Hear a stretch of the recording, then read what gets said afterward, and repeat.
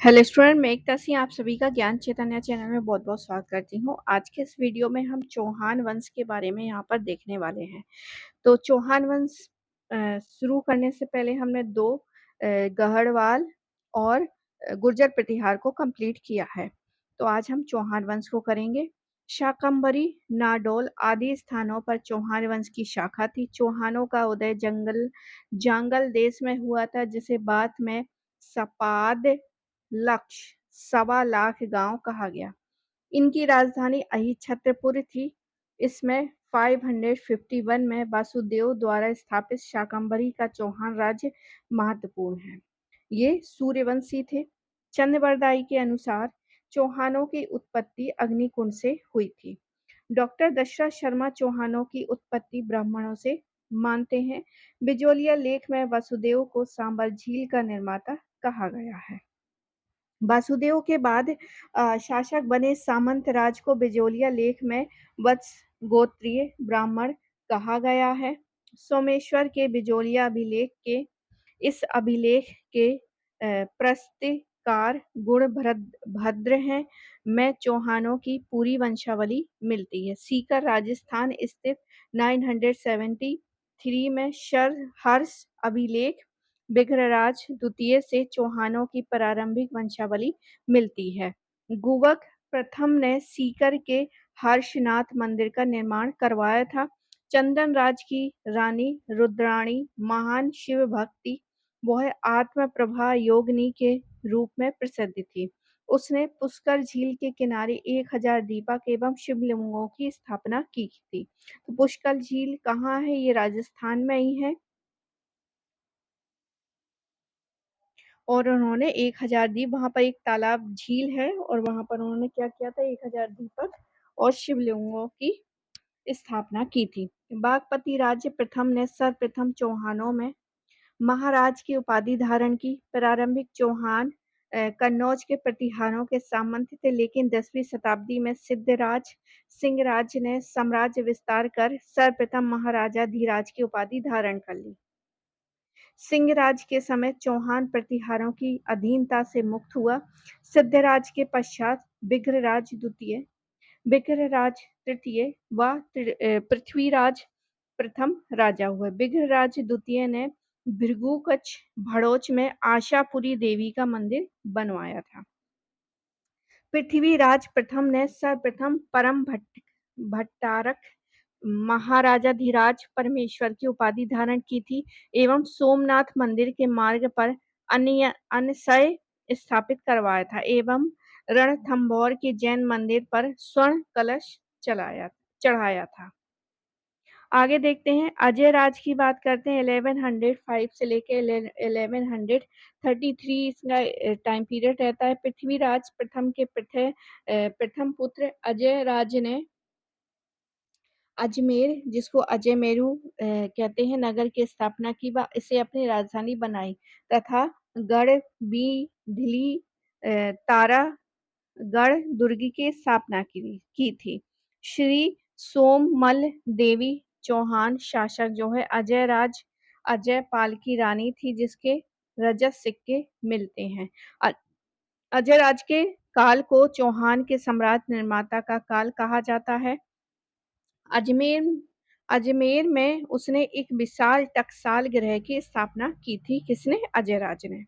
अब अर्णोराज की बात करते हैं। तो अजय राज के बाद अर्णोराज शासक बनते हैं। अर्णोराज ने मालवा के परमार शासक नरवर्मा को पराजित किया था एवं पुष्कर में वराह मंदिर एवं अजमेर में अन्ना सागर झील का निर्माण करवाया था।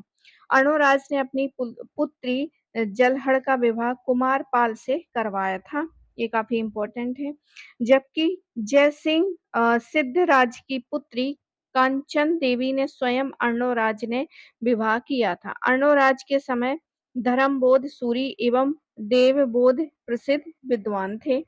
विग्रहराज चतुर्थ की अगर हम बात करें तो अजय राज का पौत्र विग्रहराज चतुर्थ अथवा बीसल देव से चौहान वंश के सर्वाधिक महत्वपूर्ण एवं शक्तिशाली शासक था। विग्रहराज कवि एवं लेखक भी था।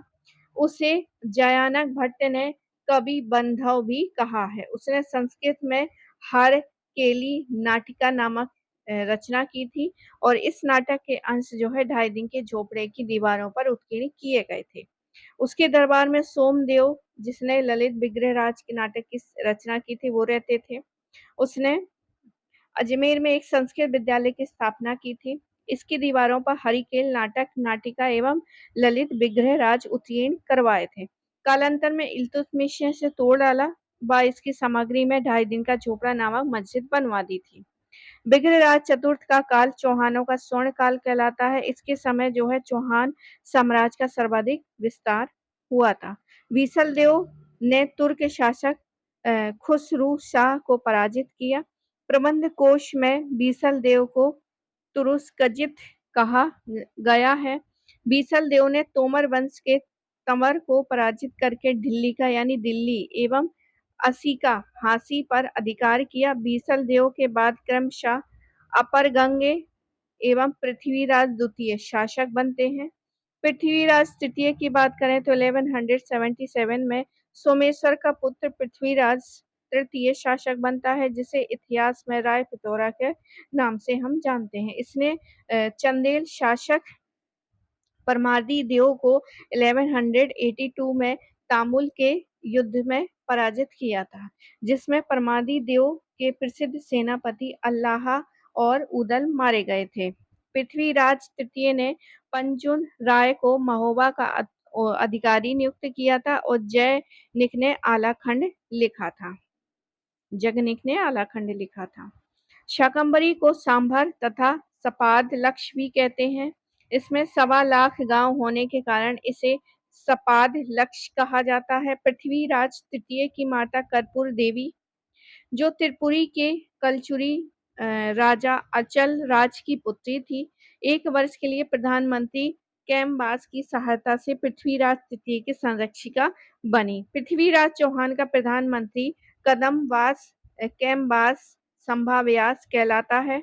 पृथ्वीराज तृतीय को हिंदू गौरव का अंतिम सूर्य कहा जाता है। उसने दल पुंगल यानी विश्व विजेता की उपाधि धारण की थी। भूवे नेकमल पृथ्वीराज तृतीय का सेनापति हुआ करता था। पृथ्वीराज तृतीय के चचेरे भाई नागार्जुन विग्रहराज चतुर्थ के पुत्र एवं अपर गंगे के छोटे भाई ने पृथ्वीराज के विरुद्ध विद्रोह कर दिया था। 1182 में गुड़गांव हिसार के आसपास भंडारको का दमन किया। पृथ्वीराज तृतीय ने 1187 में गुजरात के चालुक्य शासक भीम द्वितीय से भी युद्ध किया था।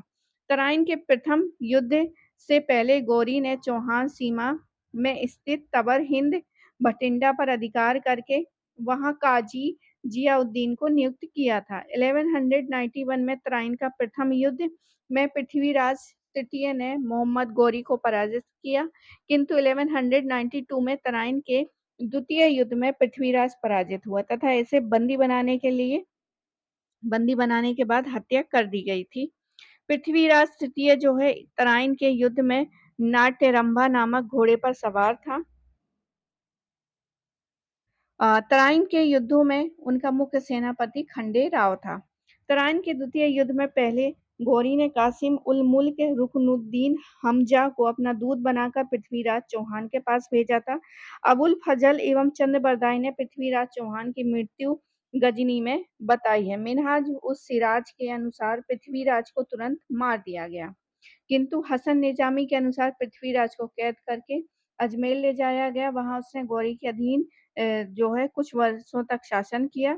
हसन निजामी के अनुसार पृथ्वीराज तृतीय समस्त विश्व को जीतने की महत्वाकांक्षा रखता था। विरुद्ध विधि विध्वंस संस्कृत ग्रंथ में पृथ्वीराज चौहान का युद्ध स्थल में ही मृत्यु होना लिखा है। हरिराज चौहान ने तुर्कों के आक्रमण के कारण आत्महत्या कर ली थी। आगे देखते हैं। तराइन के द्वितीय युद्ध के बाद भारतीय इतिहास में एक निर्णायक घटना होती है, क्योंकि इसके बाद ही जो है तुर्की राज्य की स्थापना हो जाती है और राजपूत युग समाप्त हो जाता है। पृथ्वीराज की मृत्यु के बाद गौरी ने उसके पुत्र गोविंद को अजमेर का शासक बनाया। जयनक ने पृथ्वीराज विजय नामक संस्कृत काव्य की रचना की थी। पृथ्वीराज विजय ने तराइन युद्ध का वर्णन नहीं है। चंद्रबरदाई ने पृथ्वीराज रासो नामक महाकाव्य अपभ्रंश में लिखा था। पृथ्वीराज तृतीय के दरबार में जयानक चंद्रबरदाई, पिंगल भाषा के कवि विश्वरूप बागेश्वर, जनार्दन, विद्यापति गौड़, आशाधर तथा पृथ्वी भट्ट आदि विद्वान रहते थे। नयन चंद्र सूरी के हमीर महाकाव्य में से चौहान वंश के इतिहास की जानकारी मिलती है। दशरथ शर्मा की पुस्तक अर्ली चौहान डायनेस्टी चौहान वंश पर प्रसिद्ध पुस्तक है। ये थी कुछ कहानी चौहान वंश की। तो आई होप आपको ये वीडियो पसंद आया होगा। पसंद आया तो प्लीज लाइक करें, शेयर करें और ज्वाइन बटन भी दबाएं। पूरा वीडियो देखने के लिए आप सभी का बहुत बहुत धन्यवाद।